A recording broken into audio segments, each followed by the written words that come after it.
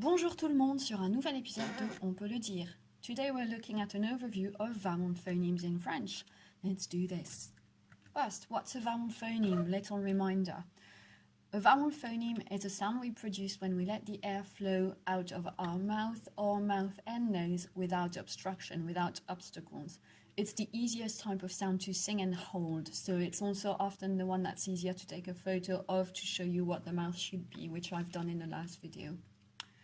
So in order to help you visualize what's happening, here is a little drawing. I just forgot to put down the nostril that leads to the nasal cavity, but that should be pretty easy to visualize for you. And so here you can see vowel sounds. The air would come out through the larynx and then out through your mouth, possibly also your nose, and there's no interruption. That's why it's a full line. However, for consonant sounds, the air will come out, but it's an interrupted line because at some point some sort of organ or other will block the airflow. So it may be your tongue, it may be your teeth, it may be your lips, but at some point along the line the air will be blocked momentarily, and it's when you unblock it that the consonant sound will come out. So that's the difference between vowel and consonant sounds. And then to the left you can now see the graph where we plot our vowel sounds. So if you plot it to the top, it's a less rounded or less open vowel. If you plot it to the bottom, it's a more rounded or open vowel. So you can see that in your mouth shape. And then if you plot it to the left, your tongue is going to be taking up more space at the front of your mouth to make that sound. And if you plot it to the right, your tongue is going to take up more space at the back.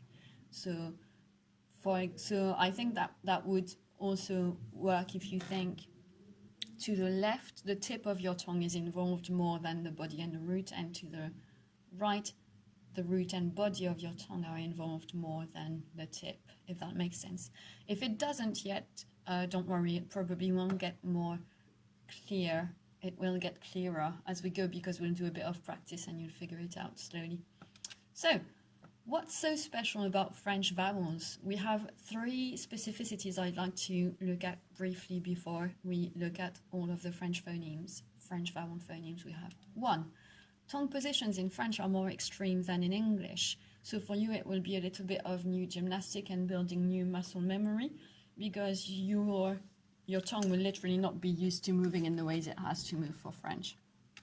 Secondly, in French, our vowel phonemes are snappier and shorter than in English. I think that's probably why we find the British accent so charming, because to us it always sounds like you're singing when you speak in French with a British accent, but you have the other way around, and it will always feel like you have to be much snappier to sound French. And finally, third point, we have nasal vowels, which you don't have in English, and we will look at how that all works in a later video. Okay? So, overview of French vowel phonemes. You can see them all plotted on the grid here. The plotting that I found in my research varied a little bit. Sometimes the specific sounds were put in the exact same place, so I've done my interpretation there.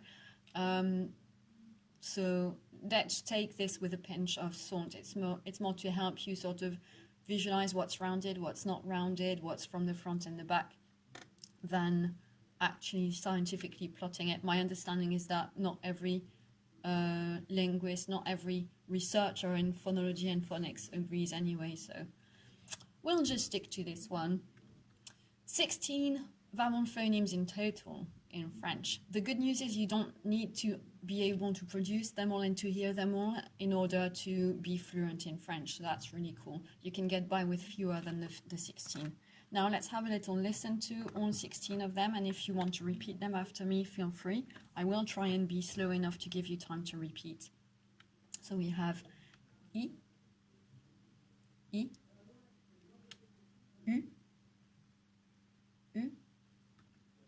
ou,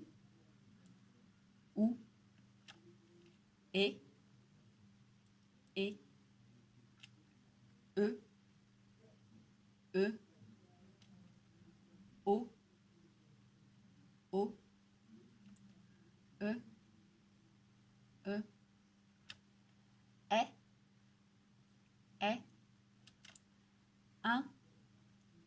un,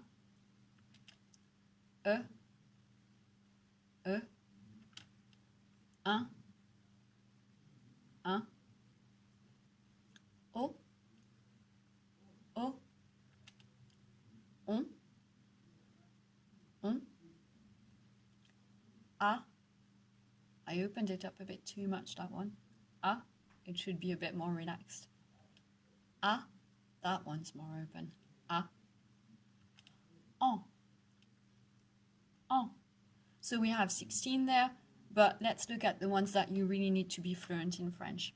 We need I, U, ou, et, e, o, est, un, on, a, en.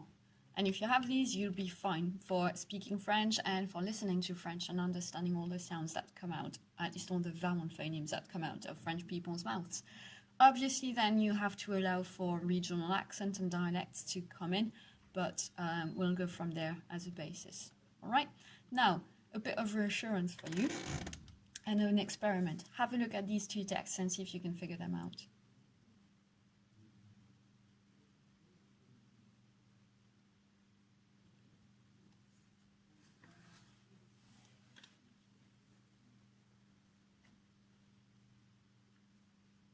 Okay, so we should have figured out it doesn't matter if the letters in a word appear in a total mess. If the first and last letter are in the right place, you can still read it. And to the right, similarly, your mind is probably reading this automatically by using patterns and logic. And so these two little texts are there just to show you that your brain is geared for making sense of things.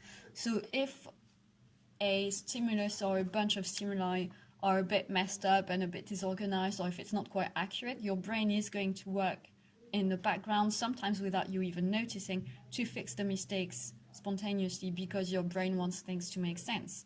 And that's what communication is all about, and that's what language is all about. The same sort of system applies to speaking. So when we are listening to people speaking, whether it's in English or in French, you can see here on this graph, you have some overlapping areas between specific phonemes. For example, I and U overlap, and I and E overlap a bit. That means if you produce a sound that's between I and E, a French native speaker will listen and will interpret it as the correct sound to make sense, not the one you actually said. Their brain is automatically going to replace that possible mistake with what would work, as long as your mistake is still close enough to the accurate sound. So for example, in the French phrase j'ai chaud, which we used to say I'm hot, saying it's too hot, I'm hot, it wouldn't make sense to have an E sound, as in j'ai chaud, in the first syllable. That's not a French phrase, it makes no sense at all. So if you say to a French person j'ai chaud, and your first sound was close to E, but still in the vicinity of E, so it's towards the overlapping area, French people will hear j'ai chaud. They won't realize you've mispronounced the first syllable. Likewise, in the phrase à bientôt, for see you soon, technically the last vowel phoneme should be O, which is the written O, but if you mispronounce it and you make it close to an OO sound, most French people, I want to say all French people, but I'll be safe and say most French people will interpret that as an O anyway, because with the context, you're leaving, you're giving a sort of goodbye, and so it makes sense that you would be saying à bientôt, because once again, à bientôt doesn't exist. It's not really a phrase in French.